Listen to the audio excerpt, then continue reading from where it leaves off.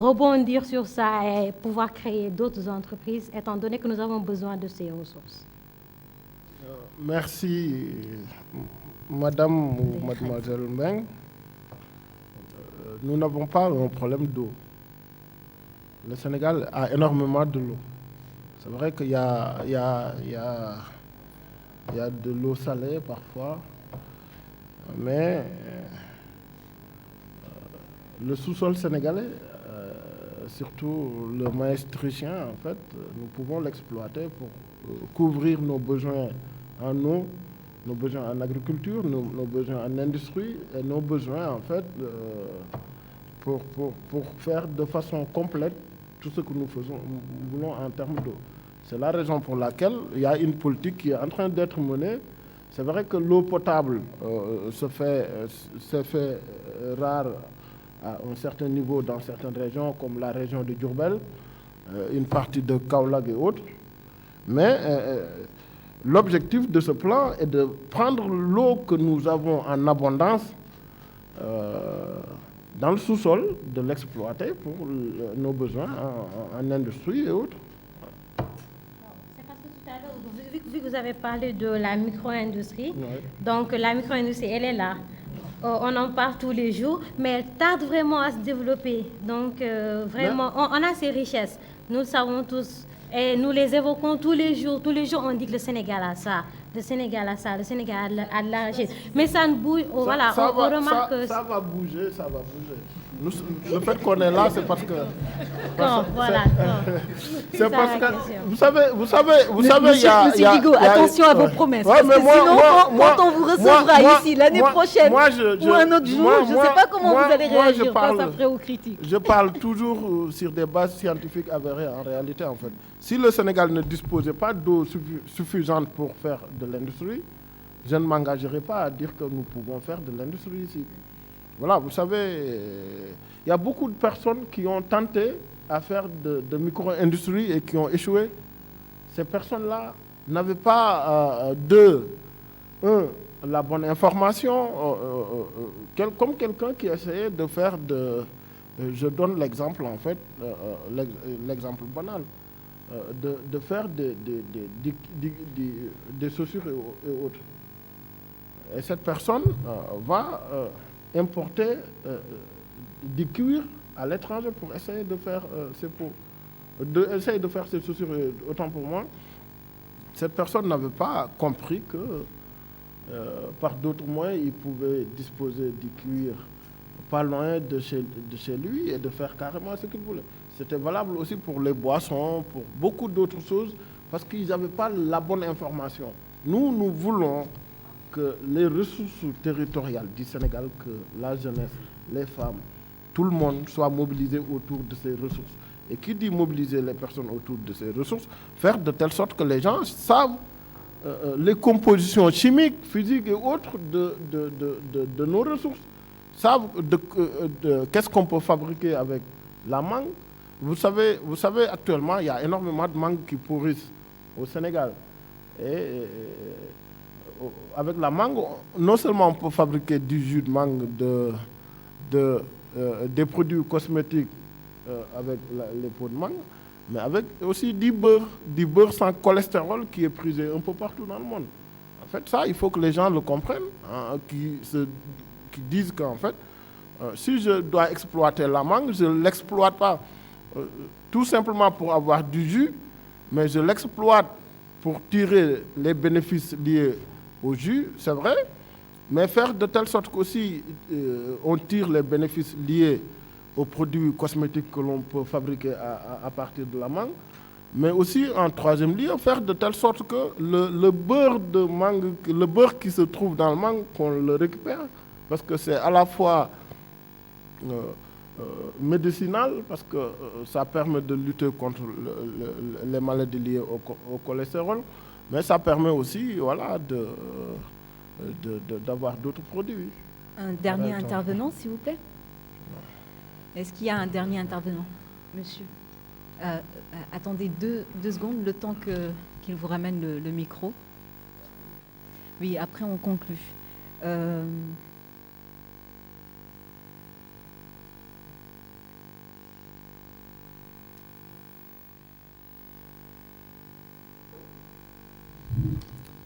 Bonjour tout le monde. Tout d'abord, merci beaucoup à Financial Afrique pour l'initiative déjà et au directeur pour sa disponibilité et pour tout l'intérêt pour ce débat-là. Déjà, j'ai 2 questions. La première, c'est par rapport à la localité de Kaolack. Kaolack qui est une ville carrefour, mais sur le plan développement ou niche d'emploi, je suis originaire, je connais la localité, mais au-delà déjà de l'université du Sine Saloum, qui est un projet du président de la République, quelles sont les opportunités ou niches d'emploi qu'on peut créer à Kaolack, une localité où l'agriculture est développée? Quelles sont les opportunités d'emploi qui peuvent s'offrir aux jeunes qui sont de cette localité-là? Et par rapport aux 2 localités attractives, à savoir les plus attractives autant pour moi, à savoir Dakar et Touba, selon mon constat, la même chose n'est pas ressentie par Diourbel, qui est une région qui est juste à côté de Touba, pas très loin. Donc, qu'est-ce qui explique, la question est destinée à Monsieur le Directeur, qu'est-ce qui explique déjà ce contraste sur le plan économique, comme sur le plan développement emploi, comme sur le plan opportunité plutôt emploi, ce contraste entre Touba et Diourbel, et qu'est-ce que prévoit l'État dans ce sens-là? Merci beaucoup.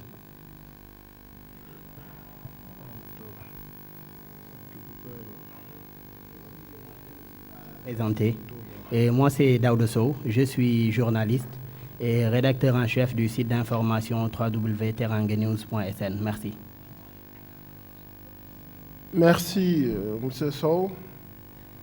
C'est vrai que la ville de Kaolack est une ville carrefour, en fait, qui compte beaucoup pour nous dans le cadre de l'équilibre des territoires.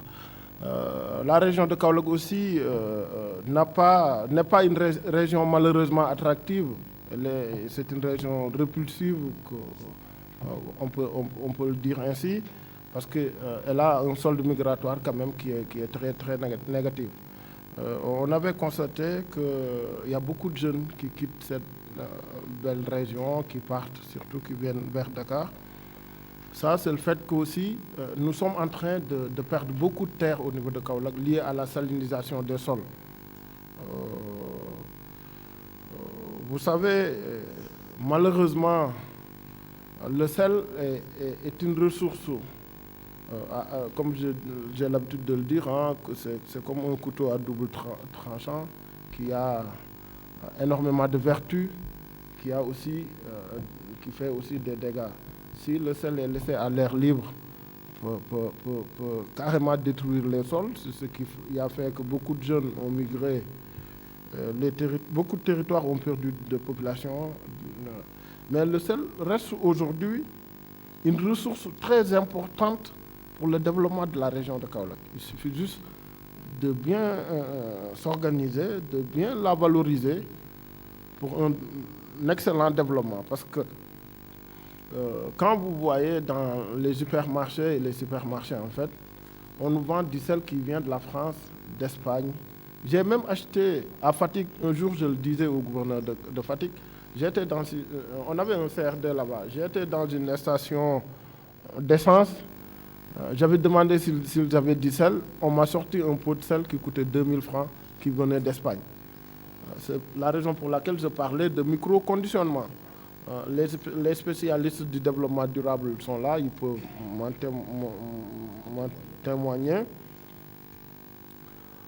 Si on s'organise bien au niveau de la région de Kaolack, y compris la région de Fatick et de Kaffrine, on peut faire ce territoire un hub de sel, parce que le Burkina n'en a pas, le Mali n'en a pas.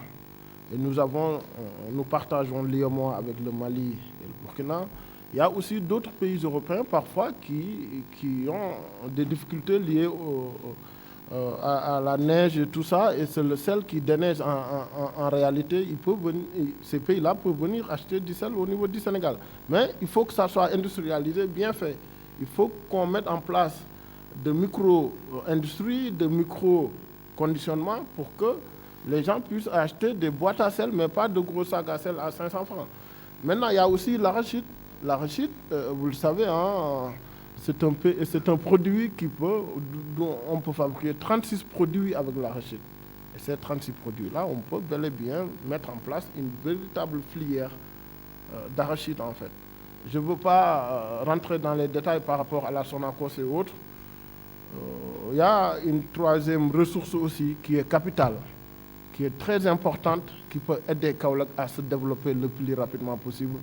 C'est la ressource territoriale qui est Baye Niass. Vous savez, quand on a plus de 50 millions de talibés au niveau de Nigeria, on peut fabriquer des produits avec l'université de Sine Saloum, El Hadj Ibrahima Niass.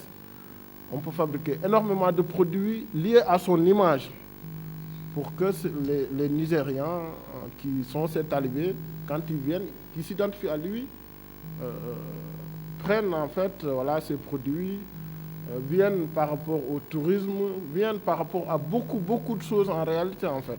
Vous savez, les Marocains, ils gagnent beaucoup de marchés, ils travaillent, ils sont, quand vous allez, comment dirais-je encore, au niveau de l'avenue Mohamed V, vous voyez des magasins marocains, des babouches marocaines, on consomme énormément de produits du Maroc. C'est le fait aussi, il y a la Tidjaniya qui aide en réalité en fait. Voilà, nous aussi, nous pouvons le faire. Kaolack peut bel et bien se spécialiser dans ces ressources culturelles qui sont très importantes en fait pour la création de richesses, de valeurs et d'emplois. La deuxième question, c'est le contraste entre Diourbel et Touba.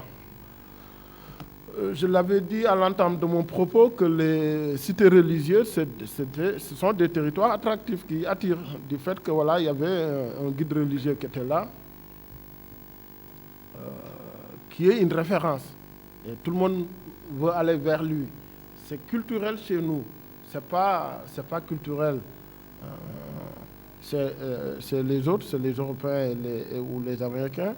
Mais chez nous, on a l'habitude, on a tendance de vouloir aller vers nos guides religieux et tout. C'est ce qui fait que Touba a eu un développement fulgurant. Maintenant, ce Diourbel et Mbacké, j'ai l'habitude de leur dire qu'ils ont une ressource incommensurable qui est Touba, qui est en face d'eux. Et ces villes-là n'ont pas eu, vous m'excuserez du terme, n'ont pas eu le tact ou l'intelligence de se développer à partir de Touba. Vous savez, à Touba, il y a beaucoup d'infrastructures qu'on ne met pas en place à Touba. Ceux qui dirigent ces villes-là pouvaient bel et bien se dire que, tiens, on ne construit pas d'hôtel à Touba. Moi, je construis d'hôtel pour capter le surplus de Touba. On ne construit pas de centre de loisirs à Touba. Je le fais à Mbacké ou à Diourbel pour capter ce surplus.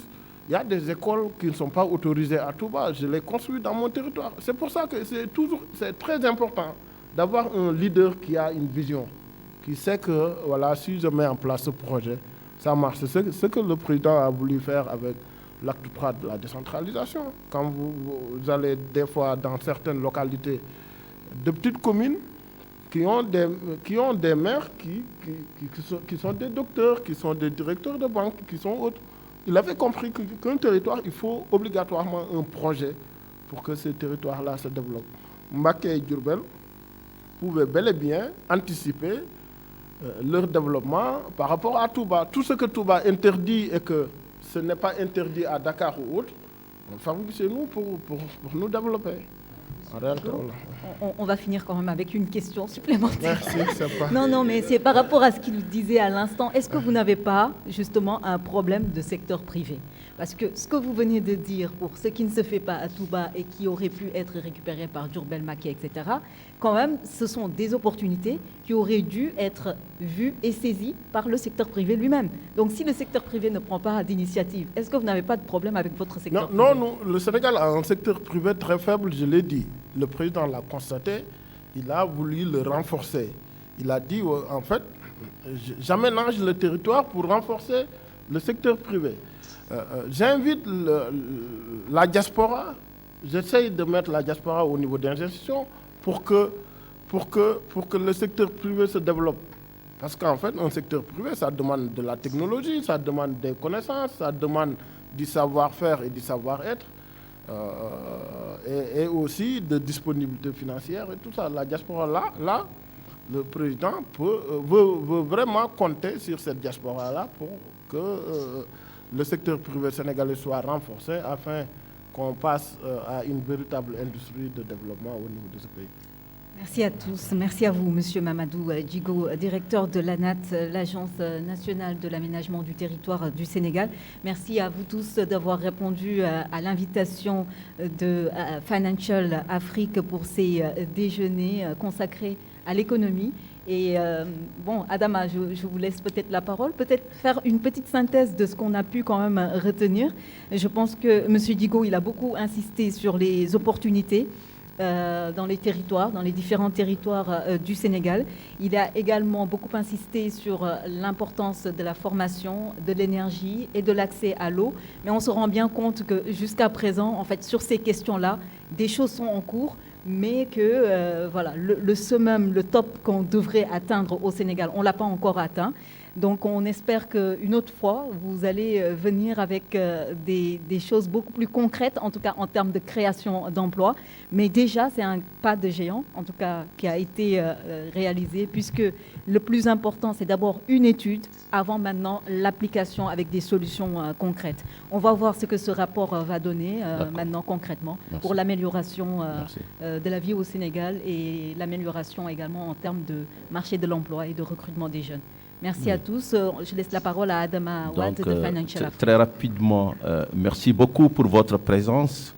Merci à tous les amis, partenaires et aussi amis du Sénégal et de l'Afrique, à tous qui êtes là.